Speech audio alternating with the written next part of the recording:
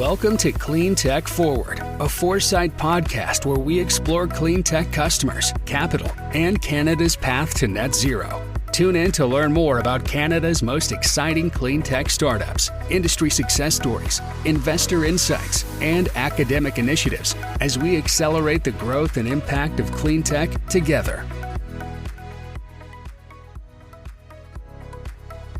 This Cleantech Forward podcast is supported by Gowling WLG. A global leader in intellectual property law, Gowling WLG works alongside Canadian clean tech companies to develop IP strategies that maximize business opportunities and increase market share while protecting valuable innovation. From idea to investment to international expansion, Gowling WLG understands the potential of your intellectual property at every stage of growth. Visit gowlingwlg.com/cleantech to learn how they can support your business today. Welcome to Cleantech Forward. I'm Jeanette Jackson, CEO of Foresight Canada. Today, we are continuing our conversations around access to capital with two of Canada's most prominent clean tech investors, Sarah Applebaum, a partner with Pangaea Ventures, and Tom Rand, founder and managing partner of ArcTern Ventures. A lot has happened in the last few years. The global pandemic has led to unprecedented supply chain disruptions. We've obviously witnessed a drastic rise in so-called once-in-a-lifetime weather events. A shifting geopolitical landscape has caused global turmoil, and the threat of a global recession is looming. To top it all off, we also have huge spikes in inflation that are causing interest rates to hike, increasing the cost of living and costs of operating a business. As a consequence, the clean tech sector has changed as well. 2020 and 2021 saw a massive wave of green investment and record-breaking deal flow into the clean tech space. Those investment dollars have since waned slightly, but still the capital available to clean tech entrepreneurs dwarfs what is available to them just a few short years ago. The current wave of clean tech investment we're seeing in Canada isn't the first time the sector has experienced an influx of capital, and I was actually part of one of these influxes. And this is great for Canada's environmental and economic targets. In the early 2000s, between 2006 and 2011, clean tech investments totaled around $25 billion. Unfortunately, roughly 90% of those companies either shut down or went bankrupt. And there were a number of reasons for the bust, including the 2008 financial crisis and the collapse of oil prices in 2012. And the high cost and long timelines for clean tech development, which we're all working tirelessly to reduce, given the sense of urgency. Clean tech startups today have the benefit of building on the foundation that was created by these early adopters. And innovators are able to clearly see what worked, what didn't, and make use of incredible existing infrastructure that was created during the first waves of clean tech investing. After the first bust, clean tech investment dried up for almost a decade, 10 years that we slowed our impact, and capital became scarce for innovators in the space. When Tom Rand and ArcTern Ventures raised their second fund in 2019, the investor landscape in Canada was barren in comparison to now, with less capital available and less investors looking at the space. So in 2019, when we raised our second fund, it was still pretty lonely in clean tech. It's hard to believe it was only 3-4 years ago, but there were only 5 funds in North America that invested in the space that we were investing in back then. I remember doing our first deal. It was going to look a lot like Fund 1, where we were the only investor in the consortium. And that's how we were used to doing things. It was lonely. And it's only been 3 or 4 years since then. There are now 85 funds, and there's a new one announced every week. So the amount of capital that is poured into this sector since really the beginning of the pandemic, which is not very long ago, is absolutely boggles my mind. I feel like the cavalry's arrived, and I'm glad they're here. You've got big hedge funds like Coatue and Tiger, who frankly may or may not care about climate, but they understand the world is decarboning, and they're going to make some bets in that space. And then that I think becomes a self-fulfilling prophecy when you have non-climate nerds writing big checks. That really begins to have the ball roll downhill, so to speak. And that's kind of the spot we're in now. I wish they were here 20 years ago, but better late than never. So what changed after 2020? As Tom points out, longtime investors outside of the clean tech space started to see the economic opportunities that the green transition presents. There have also been significant changes in the corporate world since the first clean tech boom in the 2000s. Since the signing of the Paris Climate Accords in 2015, many corporations like Nike, Apple, Amazon, and even large oil and gas producers like Shell and BP have made commitments to net zero emission plans. Many of these companies have woken up to the risks posed by climate change and are responding accordingly. And it's exciting to see what's transpired since 2015 as a result. We can also consider the reversal in the tone of policymakers in the United States with regards to climate policy as a major contributor to the second wave of clean tech investments. And with the inauguration of the Biden administration in 2020, our southern neighbors have officially rejoined the Paris Climate Accord, announced that they would be providing billions in funding for the Environmental Protection Agency, and have implemented a host of enabling policies designed to support the development of clean technologies. And obviously, the US is a big factor in setting the tone globally. Canada has also implemented a very competitive and comprehensive carbon pricing system. In addition to these policy factors, capital was cheap. At the start of 2020, the Bank of Canada lowered the interest rate to 0.25% from 1.75%. Obviously, we're seeing that dip back up right now, but that was all in order to insulate our economy against the shock of shutdowns caused by COVID-19 and ensure that credit remained readily available for Canadians. Climate disasters were also on the rise. According to climate.gov, the United States saw 22 separate billion-dollar weather and climate disasters in 2020, shattering the previous annual record of 16 events, which occurred in 2017. The story is the same in Canada and everywhere else. In Canada, a hailstorm that resulted in more than $1 billion in damage rolled over Calgary. St. John's, Newfoundland saw a record snowfall of more than 75 centimeters in 24 hours, shutting down services and businesses. And severe ice jams caused Fort McMurray to flood, displacing more than 13,000 residents for weeks. And it doesn't stop there. We've all started to see flooding, drought, high temperatures, low temperatures in unpredictable places around the world. I saw an incredible presentation by some Indigenous partners, and they've basically highlighted that all the traditional activities they've done to plan for hunting can no longer be used. They have to resort to new tools because the predictability is gone. Sarah Applebaum, joining today, points to low-cost capital and increasing pressure from recent climate disasters as the drivers for the recent wave of clean tech investment. You know, you can't really talk about changes to the clean tech sector and sort of a united front, if you will, around addressing climate solutions and a path to net zero without also talking about low cost of capital that we experienced, unprecedented in 2020, 2021, which also helped drive a tremendous amount of investment dollars into, climate solutions, decarbonization, and a whole host of other industries. I think, pandemic aside, there have been a number of activities in recent memory, or a number of events, I should say, that have just really highlighted the need for action related to climate, whether that is, unprecedented heat waves, prolonged droughts, major crop failures. There's a number of different things you can point to, and they're starting to just happen much more frequently. We don't need to sort of get into the debate around climate science, but I think it's the dual activity of a recognition that action needs to happen, coupled with massively accessible capital. And Tom's noticed some very similar trends. As climate-related disasters continue to rise in frequency and severity, it is becoming easier and easier to envision just how drastically an unstable climate can interrupt lives and economy. And industry players are beginning to see the risk and potential for serious impacts to their operations and revenue streams. Government policy is evolving significantly, incentivizing businesses and individuals to make emission-lowering changes through carbon taxes, providing a sector-by-sector roadmap in the emissions reductions plan, and offering funding for innovators through organizations like SDTC, BDC, EDC, and NRC IRAP.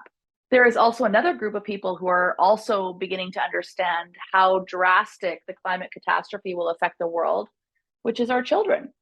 Today, youth are more aware and engaged in discourse surrounding sustainability and environmentalism than ever, And this next generation of consumers are likely to hold companies without climate action plans accountable. And I see it in the conversations I'm having with my daughter and my friends are having with their kids. According to Tom, that may be another reason for the rise in urgency to address climate change. I mean, I think what's different is not just there is capital out there. Honestly, I think the corporate community has woken up to this risk. And if you understand climate risk, you're scared of it. And if you're not scared of it, you don't understand it. And I don't know what it was about 3-4 years ago that changed. Maybe it was a lot to do with a girl out of Sweden by the name of Greta. Maybe the conversations around family dinner tables changed. And all those people that were avoiding those conversations because they were awkward, couldn't avoid them anymore because they were coming from their own kids and their own grandkids. Maybe it was the pandemic. Maybe we were humbled because we realized, nature really is in control and our security can be taken away from us very quickly. Or some combination of those things, people sitting at home and contemplating about what life's all about. But it fundamentally changed during COVID. But I also think alongside that is the demand for solutions. So I think any corporate leader worth their salt has to have a pretty aggressive climate target now. You can't hire young, bright people. If you haven't got a pretty good position on climate, they won't work for you. And so, and they are legitimately, I think, many of them, not all of them, looking for solutions. So the difference is, 5 years ago, there wasn't much capital. Even if you got capital and you built technology and you were going to sell it to the factory owner, you had to be 1/10 of the cost, 5 times better before they would even consider that solution, because you're bringing a risk to their operation, right? You're making them do something they wouldn't normally do. Like, my power works. Why are you making me change the way I use energy? I don't want to. This factory works. Thank you. So the risk tolerance is very low. Now, all else being equal, if you are an economic equivalent at the least to fossil fuels, so all you can do is replace them and do just as good a job, they will endorse that solution. You can see it in the built environment. You can see it in energy efficiency in factories. You can see it the way we're rolling out EV infrastructure. The appetite for solutions on the demand side is robust and it ain't going anywhere. And that's what's different about clean tech, climate tech, than any other technology. This is a non-negotiable need. It is a deep need. It's a profound need. And the problem isn't going anywhere. It's only getting worse. There's a whole mix of different activities coming together to get us to this point. Things like the increasing number of climate disasters and record-breaking insured losses, low interest rates, convergence of enabling policies, significant shifts in public opinions, massive corporate pledges, better and more refined technologies, and of course, an impressive set of clean tech unicorns have led us to this point. Capital has become more available in recent years, and clean tech companies are presenting more resilient and progressive business models, which are going to drive the adoption of these technologies. And of course, global policies, including the conversations we see at G7, G20, and COP related conversations and programs, that global policies are becoming more comprehensive. But we're not out of the woods yet. There is still an incredible amount of work to do. And the current economic conditions still pose a challenge to innovators and investors. Now that interest rates are going up and capital is getting more expensive, some investors are noticing changes in the marketplace. At Pangaea, Sarah says that they haven't changed any of their priorities when it comes to the companies they invest in. Capital efficiency, time to market, and solutions being deployed into markets with low barriers to entry and rapid sales cycles are still top of mind for her and her team, but they have noticed some changes in the ventures approaching them for business. I think the biggest shift that we've seen since the start of 2022 relative to last year is a change in valuation expectations on the part of entrepreneurs. And we said no to a lot of really great companies and great technologies in prior years because there was a disconnect between the commercial stage of the business and the enterprise value that those entrepreneurs were seeking. And when capital was essentially 0% interest, maybe that made sense. We still couldn't make the venture math work.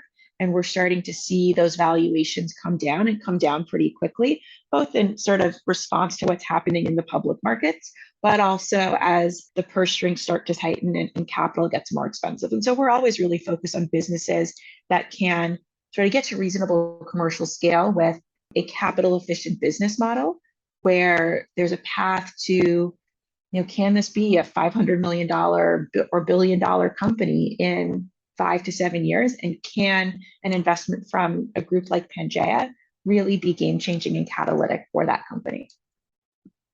Despite all the changes in the global marketplace and the impacts these are having on investors and Canadian businesses, Sarah says she and the team at Pangaea aren't worried and will weather the current economic storm, which they consider to be a short-term issue. The economic climate is cyclical.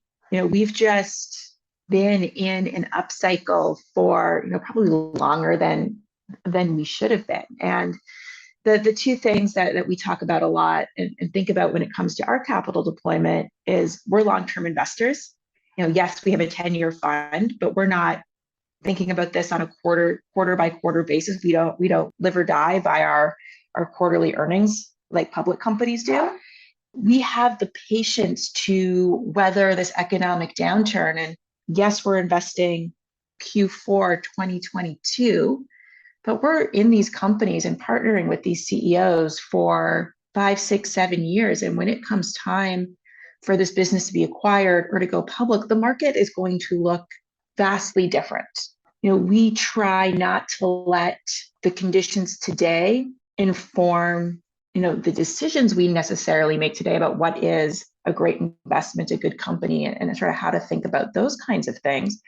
But what we do need to think about and spend a lot of time looking at is what are the tailwinds? What are the headwinds for these businesses? How is that going to change over the next 2 or 3 years? Is it going to become more turbulent, or do we think there's opportunity for rapid acceleration for some of these businesses based on some of the trends that we see? Using sort of food and agriculture as an example, Russia's war in Ukraine is really putting a magnifying glass on food systems, not only because of the fact that Russia and Ukraine are combined one of the world's largest exporters of grain crops, but also of nitrogen-based fertilizers that's derived from natural gas. And so what does that do to domestic food supply and pricing here? And how do we think about the crop inputs that we use? And there's a great opportunity for new innovation and more rapid adoption. And so those are the kinds of things that we think about when looking at the current economic environment.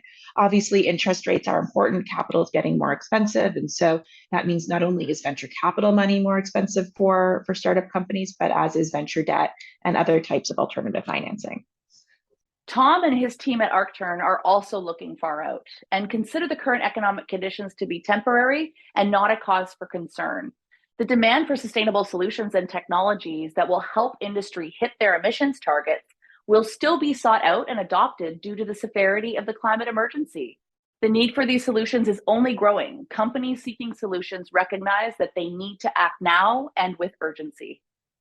I think if you keep your eye on the horizon and ignore these little bits of short-term noise, that demand cycle is decades long, it's deep, and it's serious. And so clean tech companies who are raising capital or bringing technologies to market have customers. There's boatloads of them. You have to perform, you have to be competent, you have to bring a full solution. There's a limit to the risk that customers will take, but they are at the table looking for solutions in a way that they weren't, again, even before the pandemic. So I think the capital side and the demand side have both fundamentally changed over the past 3 or 4 years. And that's why I'm not the slightest bit worried about these macroeconomic conditions. I think you have to, maybe raise a little more capital than you normally would, have a slightly longer runway than you normally would. And we're all being a little bit defensive. We're all being a little bit careful. But fundamentally, this is a tiny little hiccup on a massive bull market in clean tech. And thank goodness for that, because we need it. At Foresight, our BHAG, or Big, Hairy, Audacious Goal, as we like to call it, is to see Canada be the first G7 nation to achieve net zero. While Tom and Sarah aren't worried about the current economic climate, any slowdown could negatively impact our ability to achieve these targets by 2050 or earlier. And this is a goal that we take extremely seriously. They say a dream written down with a date next to it becomes a goal. And while net zero by 2050 is a very admirable goal, the climate emergency should be met with the urgency it deserves. And we should try to reach net zero as fast as possible. If we want to avoid the worst impacts of climate change, we must act with immediacy and determination, because frankly, we're running out of time. We are now beginning to see that probably 2.5 degrees is inevitable. And as a father and as an adult and as a citizen, I am personally trying to prepare for what life will be like for my kid as we watch civic society begin to strain and stress and perhaps even break down in many parts of the world. So yeah, we're late. Doesn't mean we don't keep going, because every bit of mitigation matters, but it's really going to be about resilience now because we are so late to the game. I think the question we should be asking is, how fast can we decarbon? How fast is it politically possible? What's the Overton window, and is that shifting? How fast is it physically possible? And how much capital can we afford to move into this transition? So our effort should be limited by our capacity to act, not by our response to some fairly arbitrary temperature limit. Achieving net zero is perhaps the single most significant challenge our society has ever faced. It is going to require a massive mobilization of resources, major changes in consumer behaviors, and collaboration between innovators, industry, investors, governments, and academia like we've never seen before. But the enormity of the task shouldn't dissuade us from trying to reach this important milestone. Everything we do relies on a stable climate, food production, energy production, commercial and retail business, our water security, all require stable environmental conditions to operate without interruption. The audaciousness of net zero by 2050, I don't think people realize how hard that is. We have never seen in any industrialized economy emission drops of 4 or 5% a year, which is what we're talking about for 25 years. We saw it in Russia when the Soviet Union collapsed. That's the only time we've seen it.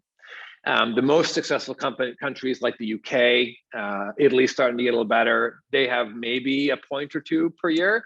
So this goal is almost impossible. It requires a warlike footing. It's like when the US entered the Second World War, the US arrives late, but when they arrive, they tilt the table, right? And that's what they did in the Second World War by retooling their entire economy to be a wartime economy. We need the same kind of effort now. That's what net zero really requires. This is not a nibbling around the edges issue. This is not incremental policy. This is not everyone gets to be comfortable. This is fundamental changes, very rapid. Utilities whose job it is to keep the lights on now have the problem of they have to double their electrical capacity in 15 years. They've never done that before. Their culture, their institutions, their regulatory environment is not designed to do that. So we have a soup to nuts rewiring of our economy to do. I think the odds of us hitting net zero by 2050 are very small, but that's a stretch goal and we should work like heck to do it. Achieving net zero will also take an enormous effort. And while the government of Canada has done a lot to help innovators with supportive legislation and funding, more can be done. Sarah is seeing a shift in how countries and regions are addressing their need for critical resources like food and energy. Companies and SMEs are struggling with supply chain issues and resource procurement and are beginning to look for alternatives that don't cross borders. One thing those companies require that governments can provide is oversight on the national supply of resources and clear communication to the private sector on how it can help fill those gaps. The world is getting more insular as a reaction to not only supply chain disruptions from the pandemic, but a shifting geopolitical landscape where countries and regions are looking at how do we be more self-sufficient when it comes to our energy, our food, and our critical materials, and how much can we build and support and source within our own borders. For businesses that are focused on resiliency, whether that's Canadian resiliency or regional resiliency on food, water, critical infrastructure, how can governments be more supportive of that? And I think there are a couple of things. One is being very clear to SMEs and larger companies around, what are the priorities when it comes to procurement and where are the gaps? We can sometimes get very myopic when we're looking at our own businesses or our own industries.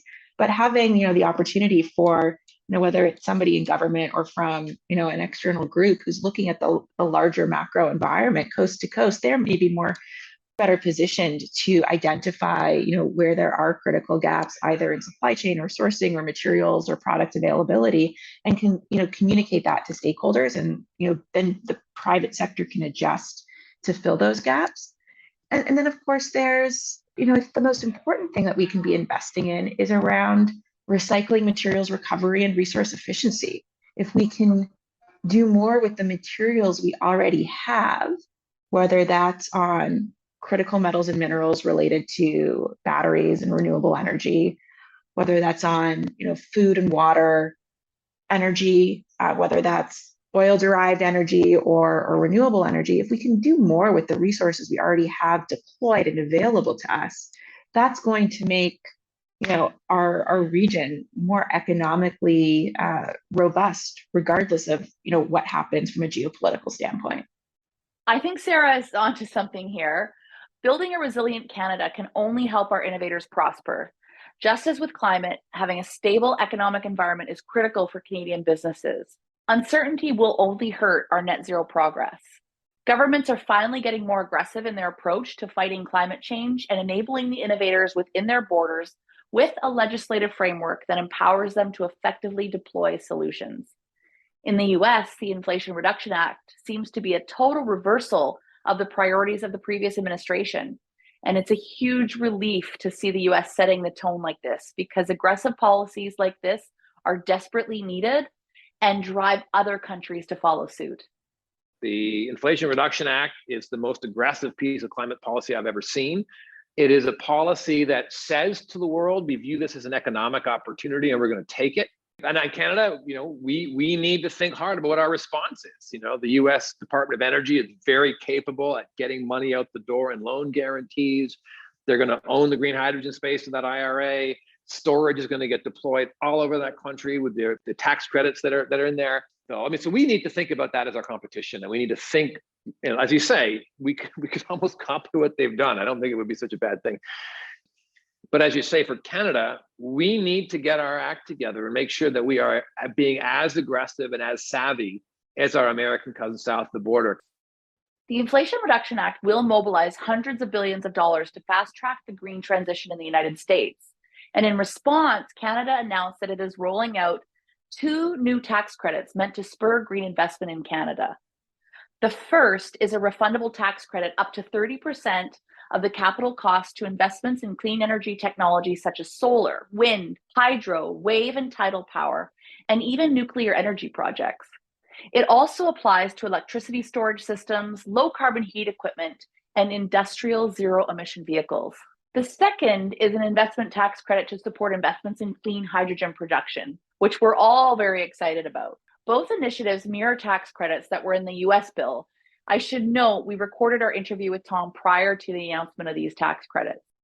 Canada must pursue aggressive climate change policy with as much risk and impact as we can muster, whether that be a legislative framework that incentivizes the work, or, as Sarah mentioned, a high-level accounting of our resources and clear communication regarding the gaps that can be filled by the private sector. More needs to be done if we want to reach our net zero ambitions. We don't have to start from scratch. That's always something that drives me crazy. There are plenty of examples of programs that have been built elsewhere in the world that are having tangible impacts in countries where they have been deployed. Let's learn and collaborate and work together within Canada, North America, and globally. So I think a green bank mandated by the federal government, but run by the private sector, with KPIs and performance metrics that unlock all the entrepreneurial zeal that financial people bring, but with a different mandate, I think that'd be very effective. That complemented with the carbon price, I think, if they work in tandem, I think that's how you really accelerate things that the market would do anyway, but you're making it a shorter time horizon to get them to happen. I mean, the UK had a green bank. It focused on offshore wind. That was its main focus. And look at the UK. They lead the world in offshore wind now. So I think Canada, would be served well with a new institution. It's a heavy lift policy-wise, but frankly, that's the kind of institution where accelerated carbon reduction is in its DNA, and they're moving hundreds of billions of dollars over a couple of decades. And I think that's the kind of bold action that we need if we're going to get to net zero. The Canadian clean tech sector needs support. It needs access to capital, a supportive legislative framework that enables the flow of capital in the direction of climate risk reduction, and a population of consumers who demand sustainable solutions from the companies who provide them with the goods and services they consume. Industry and governments also need to start adopting homegrown solutions. These are keys that can drive change and domestic impact. Net zero is not a goal we can achieve with complacency. It requires action and commitment from all of us. First of all, it's the most important work any of us could do is to work on climate. I mean, there is no more important work anywhere, I don't think. Everything else we're doing depends on a stable climate in which our civilization evolves. So that it really is existential, and to keep that in mind and keep your shoulder to the wheel and that kind of thing. But I would sort of have one last comment about impact in capital. Often people talk about impact investing as doing good in the world, but getting a lower rate of return, right? Because the math is you've got a universe of investable possibilities. I'm only going to pick the ones that are good in the world. The math says I will have a lower rate of return. At ArcTern, we flip that on its head. In a market economy, if you solve a big problem, you get a big reward. And here, climate tech, earth tech, we are solving the single biggest problem and thus in the single biggest market, energy, in the world. And if you can deliver solutions into that market, you're going to make a fortune. And so we view the impact as a positive filter to select for technologies and companies that can generate the most outsized returns. And again, those returns, you can ignore the noise that affects other sectors up and down, the Twitters and the rainbows of the world, because those are not technologies that we need. It's technologies we like. Clean tech, earth tech is something we need, and people have begun to figure that out. And the rewards for succeeding in that space will be commensurately large. Every major Canadian industry is facing the challenge of meeting ambitious emissions targets. Reaching net zero by 2050 requires a lot of change that needs to happen right now. We need to accelerate the process of deploying clean technologies into the marketplace, and that means connecting entrepreneurs with capital so that they can develop and scale their innovations here at home. We discussed a lot of problems with regards to Canada's ability to reach net zero and even some solutions. A problem as large as this has no one-size-fits-all solution. We need a myriad of solutions and collaboration from innovators, industry, investors, government, and academia. We cannot reinforce the need for collaboration more. And we've reached a point where we need all hands on deck if we want to avoid the worst effects of climate change. The entrepreneurs we work with at Foresight who are developing and deploying innovative technologies and having real impacts on the world's emissions continue to inspire us. It fills us with optimism and hope that we can achieve this goal. Canada can become the first G7 country to reach net zero. We have the talent, the motivation, and determination to do it. Let's work together to make this happen. We've talked a lot in our series on capital about how companies and investors are thinking about the current economic climate and how that affects their operations. But one thing that has remained a constant throughout this period of uncertainty is the importance of having a strong IP protection strategy. Joining me to discuss how IP protection can affect your company's investability is Roch Ripley, a partner at Gowling WLG, Canada's premier law firm for all of your legal needs as they relate to business law, litigation, and intellectual property services in all of Canada's key industries. Roch, thank you for joining me. Thank you for having me. It's a pleasure to be here. So, Roch, why don't you tell us a little bit about Gowling? So Gowling is an international law firm now. It started as a Canadian firm about 125 years ago. So we've got offices now around the world, 18 or 19 countries, particularly in markets that we found our clients growing into: Europe, the UK, Asia, including China and Singapore. And we have a whole bunch of relationships with different US law firms where we can always get our clients the help they need by picking the right partner there. So my practice is intellectual property. I head the group in Vancouver. We've got a large full service group here, and we do a lot of work with Canadian companies who are growing their businesses and expanding domestically and internationally. I love it. I've got some notes here, and Gowling's has some expertise in quite a few relevant sectors to the clean tech space: energy, mining, infrastructure, manufacturing. How have you evolved your organization to support the clean tech space? I think, like the clean tech space, the most important thing, even in the legal space, is having the right talent, having the right people. I can say, as the head of our IP group in Vancouver, I've made a concerted effort, and so have my predecessors, in hiring the people who have experience and who like working with Canadian companies as they grow and expand. Because, I think like the listeners will know, it's not just about a one-off retainer if you hire good counsel. It's about hiring someone who wants to get to know your business and grow with you, and learn what you need as opposed to just providing a one-off service. So I think hiring the right people, being fortunate to be in a firm where you have the right work to train and grow those people, and then have them take off and grow their own careers is the recipe we used for success. IP is such a strategic aspect of any startup and scaling company. How important is it to have a solid IP strategy in place when approaching investors? Well, my biased yet I think nonetheless correct opinion is that it is important, very important. I don't think it's necessarily determinative, and I think we can talk a bit more about that later. I mean, there are a lot of reasons why an investor is interested or can be interested in investing in a company, like the quality of the team and the talent, like we just discussed. But fundamentally, IP is how the law protects technology, which is pretty important for clean technology companies. So I think it's very important. We've been talking to a lot of different investors, and they're telling us how important it is. How can having an IP strategy help entrepreneurs secure investments from the private or public capital markets?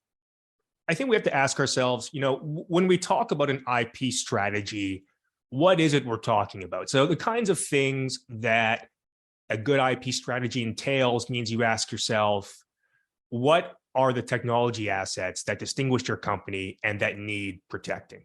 What is the best way to protect them? Because there are different IP rights that vary in terms of scope of protection and cost. And sometimes you've got to make choices where there's no clear right or wrong answer.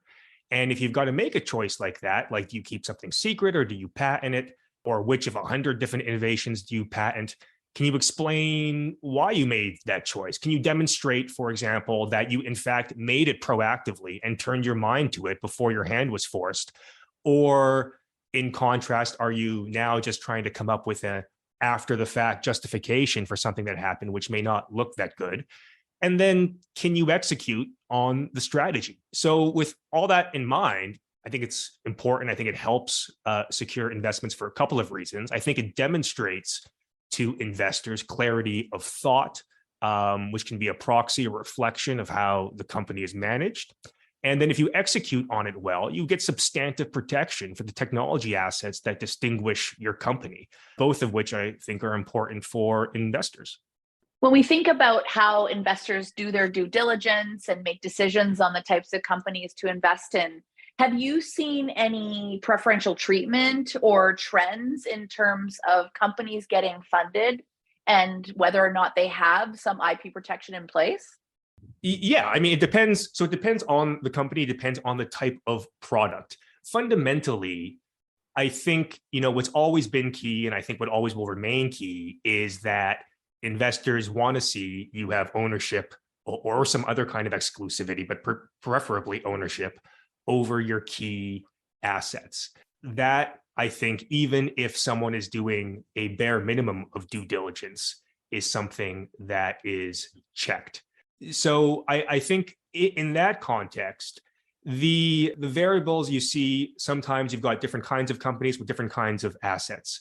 So for example, if you're primarily software, one key IP right is going to be copyright, which vests automatically if you have the right contracts in place. So there, even though it's an important asset, an investor may not spend a ton of time looking at it because the answer is pretty straightforward. If you've got something else where it's more than just the software, or you're exporting it and the software is integrated with some kind of hardware that performs some kind of special functionality, then I think your investors are going to be looking for something like patent protection or other kinds of protection over and above copyright. One other thing I would say is, I'm not sure if it's a recent trend, but I do think it's something I see more in clean tech, or at least some subsectors of clean tech, like clean energy, is an emphasis by some investors on freedom to operate. I definitely seen some investments contingent on doing a freedom to operate search, which is a kind of search where you go out there and you look for other people's patents and you get an opinion of some sort that says you're actually not going to infringe if you practice. So I think that is something that we see in the marketplace as well. I'd say it's relatively uncommon, but it happens. And if it happens and you haven't done it, it can slow down the financing process and be a bit of a pain. Given budgets and, as a startup, you're always concerned about where to spend your money. When do you think the best time is for a company to invest in IP protection? So I don't think there's a single time. I think you get different milestones and different times to make different decisions when you're starting a company. So, for example, I just emphasized the importance of ownership. That is something you got to figure out from the outset, because as soon as you've got people who are either employees or contractors and they're developing code or making other kinds of products for you, that should all be taken care of contractually or governed contractually. And there's going to be IP protection clauses in there. And that does take some investment to make sure the right language is there and it's vetted. And it's not probably going to be as timely or costly as drafting a whole bunch of patents for products that you hope to invent in a year, but it's a time to, do the right investment from the outset. Then as you grow the company, you start developing, you want to make sure you've got the right infrastructure to keep everything you're developing secret until you are ready to release it. And as you do that over the course of, months or years, that's when you turn your mind to, okay, do we now invest in patents for this technology? And if so, how many? What are we going to patent and where are we going to file it? Which is all part of the strategy. You may just decide to file only in the US because, of course, it's a massive market. And sometimes that's good enough for investors. But if there's a huge European market and you've got an investor who wants access or who wants to sell worldwide, maybe that wouldn't be the best strategy. And that's a choice to make, not right from the outset, but while you're developing products. And then before you launch, when you've actually got a pretty good idea of the kind of product or exactly what your product is going to entail, then you can do freedom to operate searches like we just talked about in terms of, are there other patents out there or other IP rights that could get you into trouble? And then your brand, of course, I think particularly important for consumer-facing companies or products. What do you want to be known by? And I would say do that sooner rather than later, because what you really don't want to do with a brand is just sort of pick a brand you think sounds good and then use it for a couple of years and then realize it's actually not protectable. And now that we're big, someone else has noticed it's actually very similar to their brand and we have to actually rebrand and relaunch, which is a real pain. So I don't think there's a single one time. I think you can pick and choose to a certain degree when you invest with important investments, but investments with reasonable cost up front. And then as you acquire financing and develop products, that's when, the more expensive investments in terms of what do we patent and where come into play. I think, with all aspects of the business, it's that opportunity cost analysis. So what is the cost if you don't make that investment now? And we're telling the same narrative on everything climate and clean tech as well. In some sectors, it's a little bit slower to get technologies adopted. But if you don't start making those investments now, the cost to catch up later will be so much greater. And I think with IP, obviously you have to be conservative and thoughtful in your approach. And that's what you're there to help these ventures do. But not starting and having in mind what your strategy is certainly a miss. Yeah. And sometimes with IP, you can't catch up later. The way the law works is if, you do publicly use or commercialize something, that can prevent your ability to patent that core technology if you haven't filed in advance. And that can be a difficult conversation to have with investors. I mean, we can suggest strategies to deal with that. For example, developing improvements and patenting the improvements strategically or various use cases for the core technology, but it's not a great place to be in. And certainly having a proactive discussion with that, I think, is a very good thing to do. Before we close off, you're dealing with tens of hundreds of different entrepreneurs all the time. What is the top piece of advice you would give an entrepreneur if they were sitting in front of you right now? Start early and be sure not to shoot yourself in the foot. I think that's the biggest thing, because a lot of times people will come into the office, maybe in the pre-COVID days, people will Zoom me now. And if the conversation is, we're just turning our mind to this now, we've been on the market for a couple of years, then you're sort of in damage control mode a lot of times. Just turning your mind to it in advance, having the conversations as to what to protect in advance, even if you may not be able to afford to do everything, there are lots of ways to stagger costs or preserve your rights so that you are ready to move when you can afford to do it. You may want to change your commercialization strategy a little bit. You may want to defer a product launch. You may want to not present on a certain topic at a conference. That can buy you more time. You may want to bring forward a handful of filings, things like that. If you have a proactive discussion, they're always more comfortable than the reactive discussions. That would be my number one point of advice. Be proactive about this stuff. So let's get out there and tell everyone, be proactive. If you have questions or want to get more information on your IP strategy, definitely reach out to Roch and his team.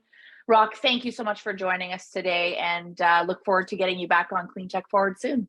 My pleasure. Great to be here, and I look forward to that as well. I hope you've enjoyed this session with Tom and Sarah. Thank you for listening. We'll be back again next month discussing some of the keys to achieving net zero.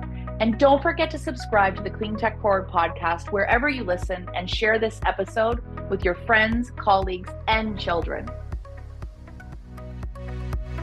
To learn more about Foresight's programs, events, and more, visit us at foresightcac.com or follow us on social at Foresight CAC.